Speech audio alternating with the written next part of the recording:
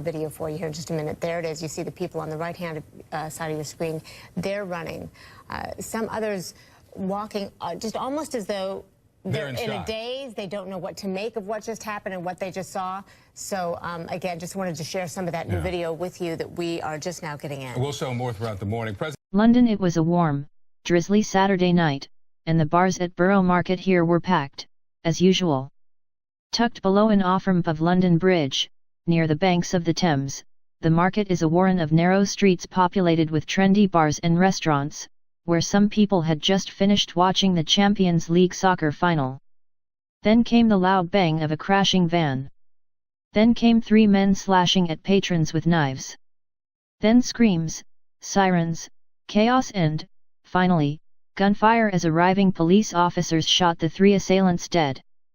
A huge group of people started running towards us, said Graham Forrester, who was in a taxi arriving at Borough Market as the attack unfolded. One woman screamed at my cabbie, telling him to turn around. One guy fell over really badly, while he was running, and I saw a pool of blood on the pavement. A group of young girls, dolled up for the night, were running in their high heels, crying. Parts of the area around the market remained cordoned off by the police on Sunday morning, as the authorities continued to investigate the 3 men who carried out Britain's 3rd major terrorist attack in less than 3 months. 7 people were killed, with dozens more injured, some in critical condition. Little was known about the assailants, but if their goal was to sow fear by striking a location filled with people, Borough Market and nearby London Bridge were ideal targets. A group of young girls, dolled up for the night, were running in their high heels, crying. Parts of the area around the market remained cordoned off by the police on Sunday morning, as the authorities continued to investigate the 3 men who carried out Britain's 3rd major terrorist attack in less than 3 months. 7 people were killed, with dozens more injured, some in critical condition. Little was known about the assailants, but if their goal was to sow fear by striking a location filled with people, Borough Market and nearby London Bridge were ideal targets. Popular with tourists and teeming with nightlife, London Bridge is a transport hub, with an adjacent rail and underground station near tourist attractions such as the Shard, the city's tallest building, Shakespeare's Globe Theatre, and the Tate Modern Art Gallery. The area was filled with people at 10:08 p.m. when a white van roared across the bridge, jumping the curb and plowing over pedestrians on the sidewalk. We were close to the bridge, about to drive over it, and then traffic suddenly stopped, said a witness, Lorna Murray. People got out of their cars and started running towards us.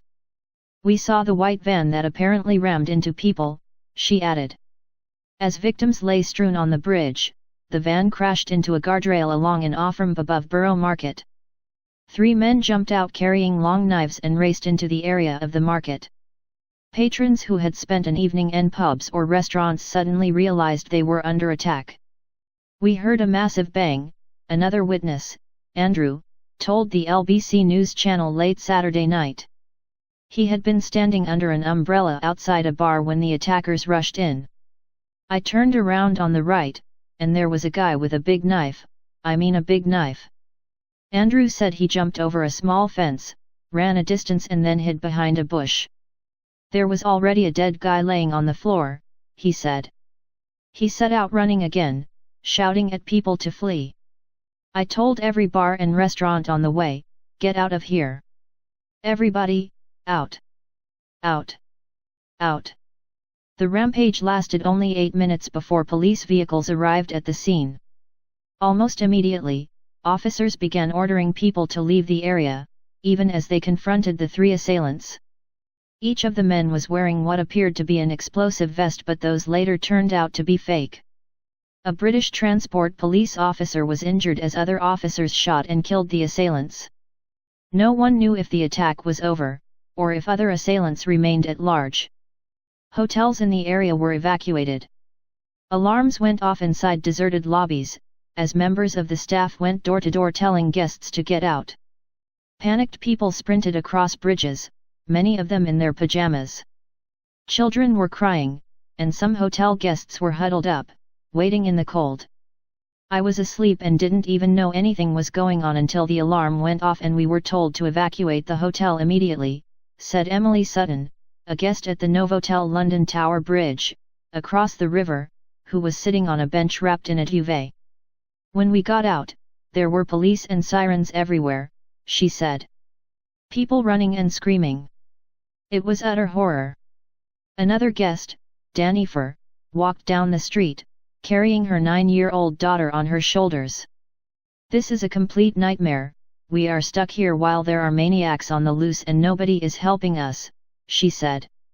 They could be anywhere. This is out of control. But the police quickly took control of the situation, rushing into some bars and ordering patrons to lie on the ground as they searched for possible suspects.